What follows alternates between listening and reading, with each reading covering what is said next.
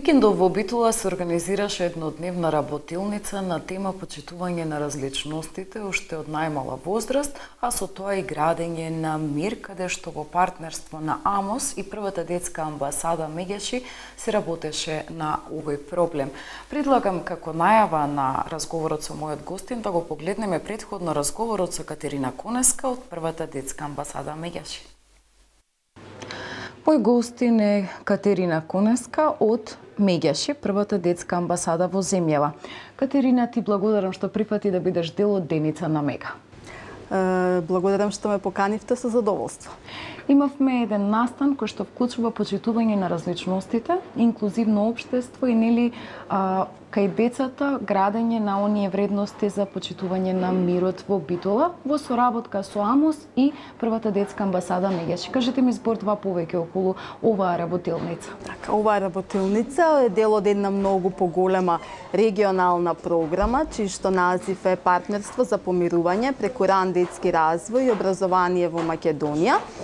Како што кажав, е регионална програма која што се спроведува во неколку земји во регионот, таа е Србија, Хрватска, Црна Гора, Албанија, Косово, Северна Ирска е исто така вклучена, а во Република Македонија главен спроведувач на активностите првата детска амбасада во светот Меѓаши. Оваа програма е финансирана од страна на Европската комисија и се спроведува веќе четврта година во сите овие земји кои што ги набрав, а главната цел уште од самиот наслов може да се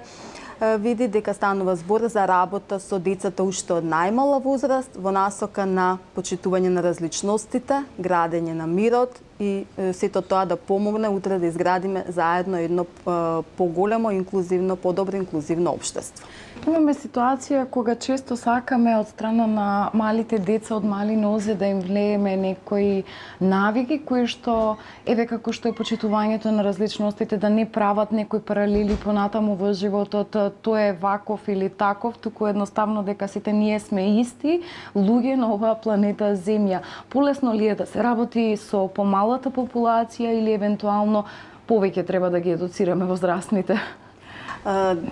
Кога се работи со децата уште од најмала возраст, секогаш достигнувањата понатаму може да бидат поголеми, затоа што тие се во процес тогаш на растење, на градење на своите ставови, погледи на светот, па меѓутоа врз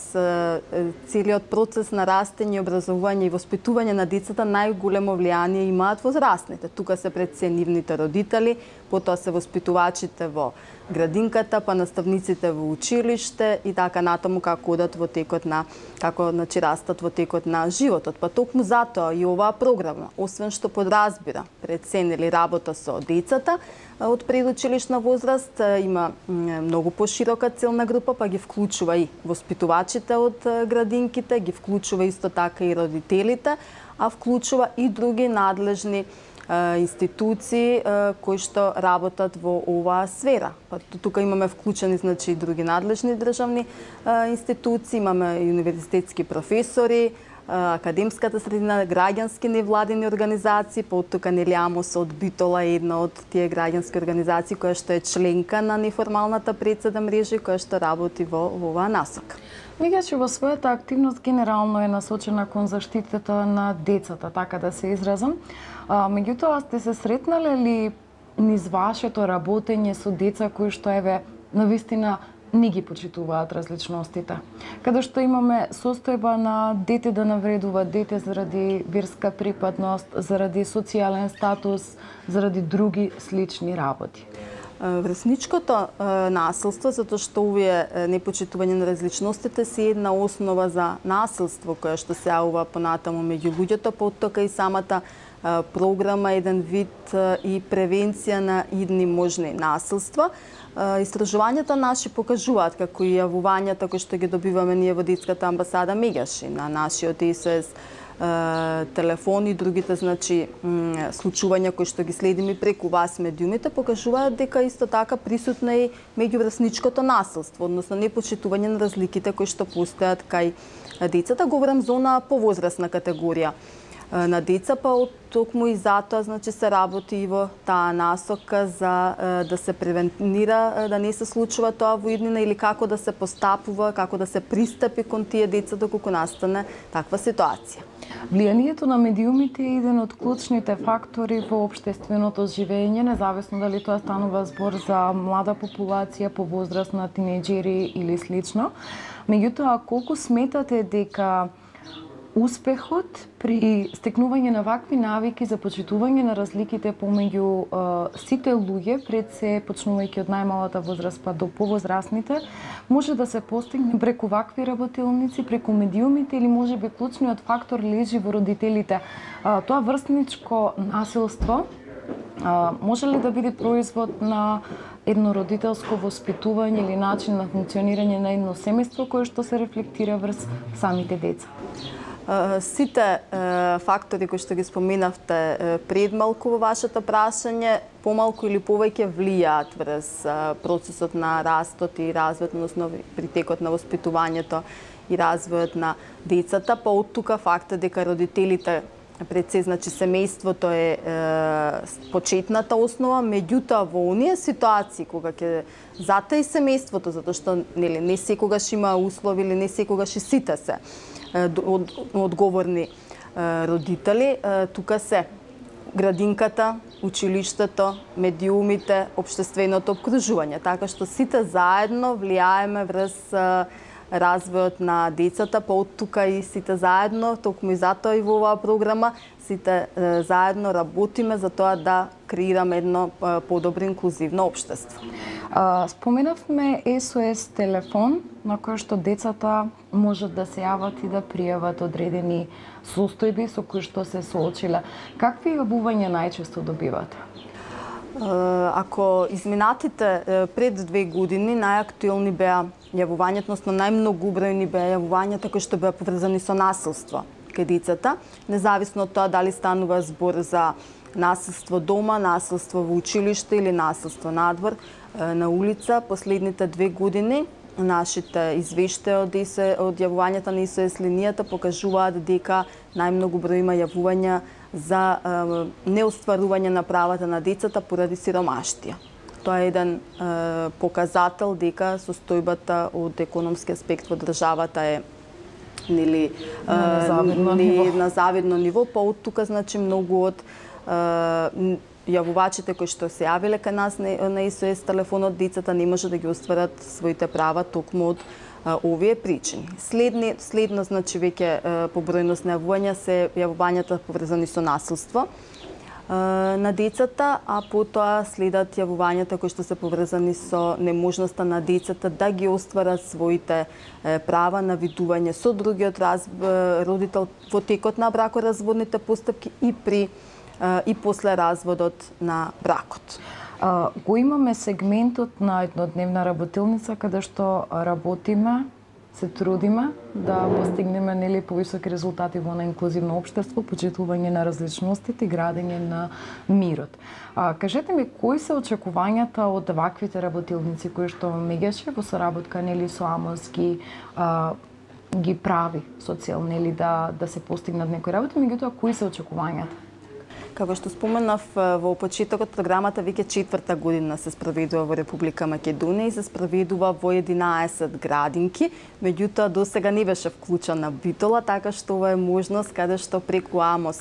нашите партнери АМОС од Битола, да се прошири оваа програма и тука во Битола, па од тука АМОС на оваа работилница денеска ги има поканато представници од градинките во Битола, потоа има поканато представници од други невладини организации кои што работат на оваа проблематика и очекувањата од оваа работилница се прво да ги запознаеме со програмата, а потоа нели и да развиеме, односно да придонесеме во доразвивање на емпатијата пред се прво кај возрастните, а потоа тие да го пренесат тоа во нивната секојдневна работа со децата. Повторно ќе се навратам на работата на Мегеше. Каква е состојбата со булингот? Присутен ли е преку јавувањето на таа SOS линија? Пријавуваат ли луѓето дека децата конкретно дека се случува такво нешто булинг? Да, имаме ситуации каде што имаме случаи каде што се пријавени булинг или тоа меѓуврсничко насилство кое што го споминавме, особено ситуации, значи имаме позастапени сунија, јавувања каде што родители се јавуваат, родители на деца кои што се условно кажано жртвини или на булинг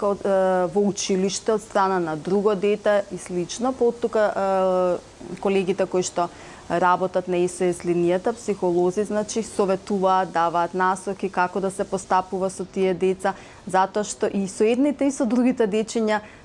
треба да се работи, затоа што манифестацијата на насилство кај едно дете,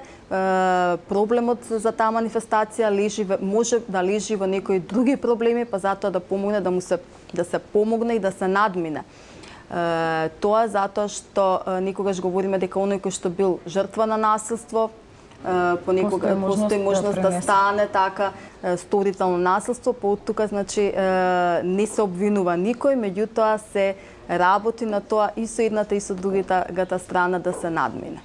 Како главен фокус на вашето работење се правата и заштитата на децата. Имате ли можеби некоја стратегија која што во иднина би се обиделе да ја спроведете во општеството за да се намалат сите овие активности? Еве конкретно сметате ли дека потребата поголемото присуство на психолози во училиштата, во градинките и во сите институции кои што постојат и гравитираат на еден град, на една рурална средина, значат повеќе бенефиции во поглед на заштитата и правата на децата, а пред се и едукација на возрастните кога станува збор за најмалите? Ние како организација уште не пред неколку години даваме препораки, се залагаме за тоа во сите училишта да има вработено и психолози и социјални работници, затоа што овие педагозите се исто тука, нели, да не ги заборавиме, затоа што овие образовни профили, овие категории можат и помагаат многу во правилниот раст и развој на децата. Ова беше делот и од неколку препораки кои што детската амбасада меѓаше ги упати до Комитетот за правата на детето уште во 2010 година, кога како држава го представувавме извештајот за тоа како се имплементира Конвенцијата за правата на детето во Република Македонија. Освен што државата представува свој извештај, и невладините организации представуваат свој извештај, односно свое видување за тоа каква е состојбата со правата на децата во Македонија. И детската амбасада мигаше заедно со уште 15 на други невладини организации, собрани во македонска неформална коалиција за заштита на правата на децата, подготвивме таков алтернативен извештај и едни од препораките беа токму овие кои што сега вие ги поттикнавте и кои што ги објаснивме, дека треба да се инвестира повеќе во тој дел во вработување на социјални работници, психолози, педагози кои што ќе работат директно со децата, со наставниците и со родителите во училиштата. Катерина, јас ви благодарам за издвоеното време и што ова утро бевте дел од Деница на Мега. Така, благодарам за поканата, ми беше навистина драго.